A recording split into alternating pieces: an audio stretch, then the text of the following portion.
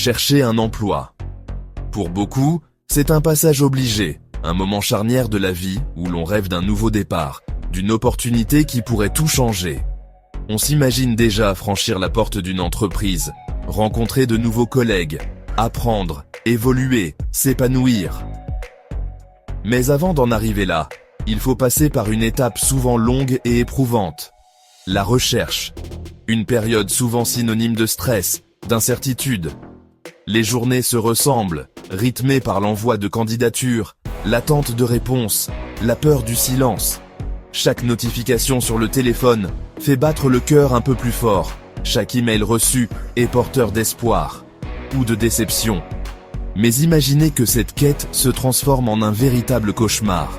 Un piège où les promesses d'embauche se révèlent être des illusions. Où, derrière des annonces séduisantes, se cachent des intentions malveillantes. Où l'on vous fait miroiter un avenir radieux, pour mieux vous manipuler, vous soutirer de l'argent, ou pire encore, voler votre identité. C'est la triste réalité des faux emplois, un fléau qui gangrène le marché du travail et brise les espoirs de milliers de personnes. Chaque année, des hommes et des femmes, parfois jeunes diplômés, parfois expérimentés, tombent dans le piège. Ils investissent du temps, de l'énergie, parfois même de l'argent, pour finalement se retrouver démunis, trahis, et souvent honteux d'avoir été dupés. Ce soir, nous allons parler de vous. De ceux qui, chaque jour, consultent des annonces, envoient des CV, passent des entretiens, avec l'espoir d'une vie meilleure. De ceux qui se battent pour décrocher un poste, pour offrir un avenir à leur famille, pour retrouver leur dignité après une période difficile. Vous n'êtes pas seul dans cette aventure, ni dans vos doutes, ni dans vos espoirs. Nous allons parler de ces offres d'emploi trop belles pour être vraies, de ces recruteurs fantômes, de ces promesses qui s'envolent, de ces messages qui semblent professionnels, mais qui cachent des pièges redoutables, de ces appels qui commencent par des compliments et finissent par des demandes suspectes, car derrière chaque fausse promesse se cache une victime, une personne qui voit ses rêves s'effondrer, sa confiance entamée, son avenir incertain. Parfois, il s'agit d'un jeune à la recherche de son premier emploi, parfois d'un parent qui veut subvenir aux besoins de sa famille, parfois d'un senior qui souhaite rebondir après une perte d'emploi. Il est temps de lever le voile sur ces pratiques scandaleuses et de donner la parole à ceux qui en souffrent, d'écouter leurs témoignages, de comprendre leur parcours et d'apprendre à repérer les signaux d'alerte. Ensemble, nous pouvons briser le silence et faire reculer ce fléau. Ensemble, engageons-nous pour un marché du travail plus juste, plus transparent, où l'espoir d'un emploi ne se transforme pas en un piège sans issue. Car chacun mérite une chance réelle, un avenir digne et la confiance de croire en ses rêves. Un faux emploi, c'est une offre d'emploi qui, en réalité, n'existe pas. C'est une promesse d'embauche qui ne sera jamais tenue. Difficile à croire, pourtant, c'est une réalité pour de nombreux demandeurs d'emploi. Ces offres peuvent prendre différentes formes. Parfois, l'entreprise est fictive, créée de toutes pièces pour tromper les candidats. D'autres fois, l'offre d'emploi est réelle, mais l'entreprise n'a aucune intention de recruter. Le but ? Profiter de la situation des demandeurs d'emploi pour servir des intérêts cachés. Reconnaître un faux emploi n'est pas toujours évident.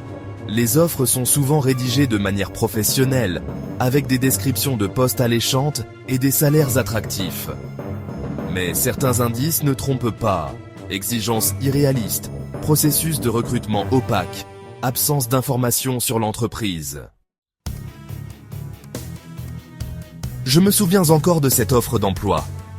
C'était un matin comme les autres, mais ce jour-là, en consultant les annonces, quelque chose a attiré mon attention.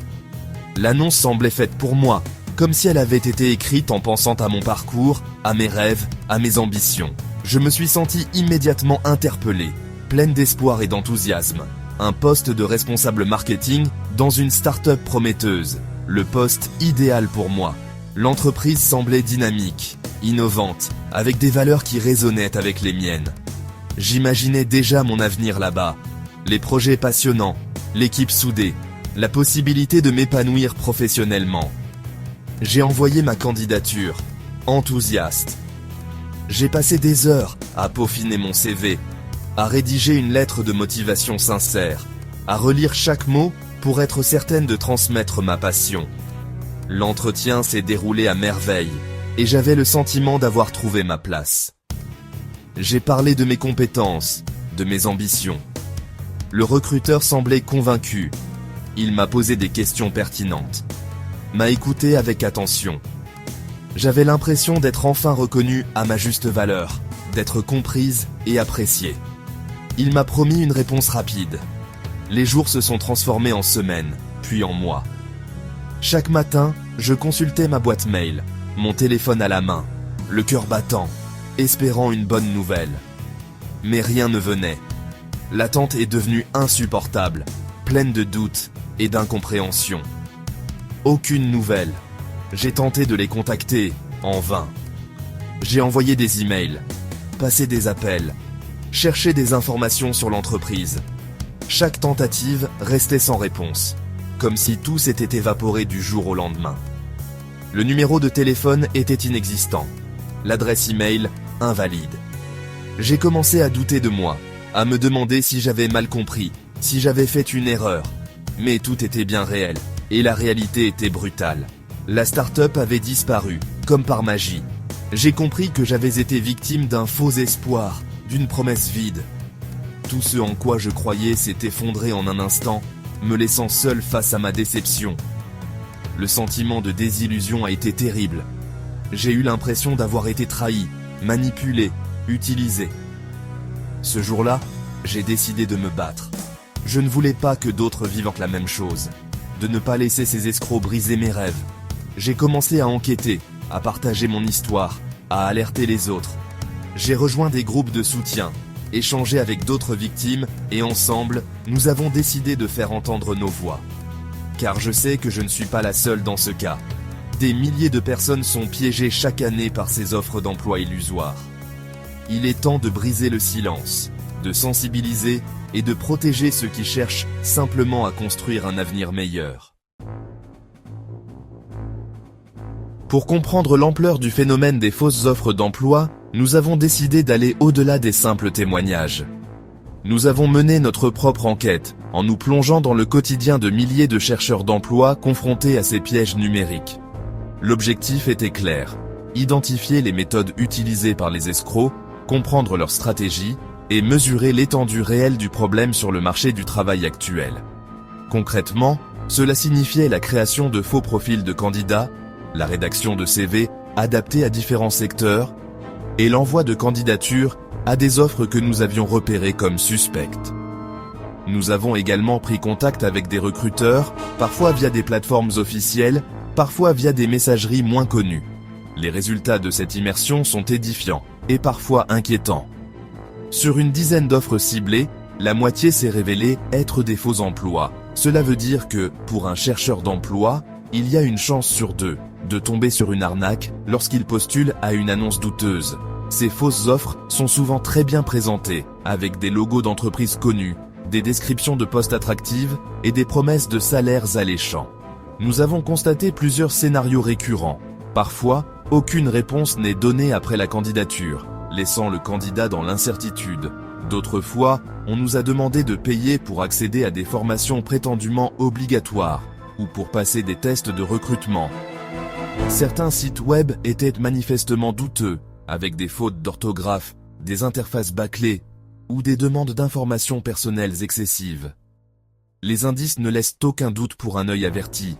Adresse email générique, absence de numéro de téléphone professionnel, exigence de paiement immédiat, ou encore des offres trop belles pour être vraies. Pourtant, pour beaucoup, ces signaux d'alerte passent inaperçus, surtout dans l'urgence de trouver un emploi. Un exemple marquant, cette offre d'assistant de direction dans une grande entreprise qui semblait parfaitement crédible au premier abord.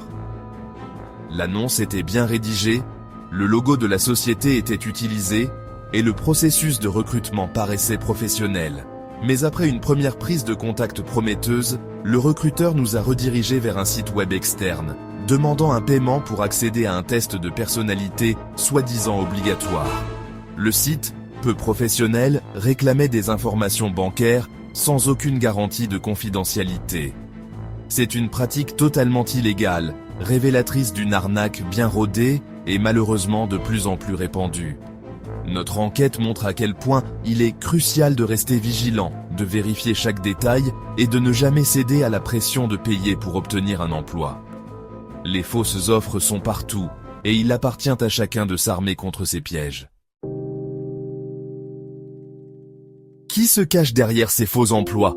Les coupables sont multiples. Parfois, ce sont des entreprises peu scrupuleuses qui cherchent à gonfler artificiellement leur nombre de candidatures pour justifier des choix internes ou obtenir des financements. D'autres fois, ce sont des organismes de formation qui profitent de la vulnérabilité des demandeurs d'emploi pour leur vendre des formations inutiles et coûteuses. Enfin, certaines institutions publiques ferment les yeux sur ces pratiques, par manque de moyens ou, parfois, par volonté de masquer les chiffres réels du chômage. Tous ces acteurs, à différents niveaux, contribuent à alimenter un système opaque et injuste qui profite de la détresse des demandeurs d'emploi.